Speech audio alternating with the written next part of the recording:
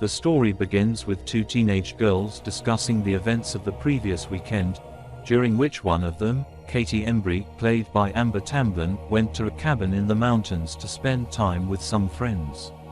While talking, the subject of a supposedly cursed videotape is brought up. The other girl, Rebecca Kotler, played by Rachel Bella, states that anyone who watches this video receives a phone call, in which a voice says, "You will die in 7 days." Then, exactly 7 days to the minute after viewing the tape, the viewer dies.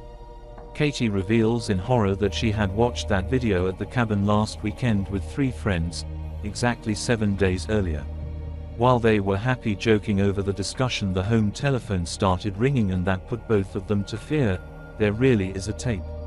She asked her. They both tried to go check who is calling. They got to the place where the phone is ringing but slowed down before picking up.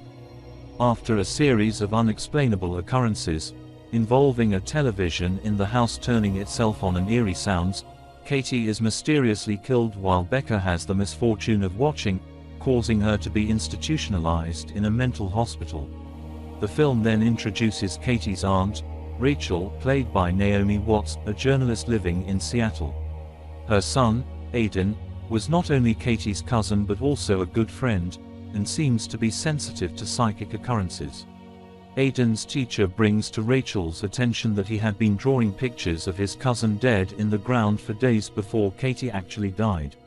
At Katie's funeral, Rachel's sister asks her to investigate her daughter's death, and, as she begins, she learns of the videotape.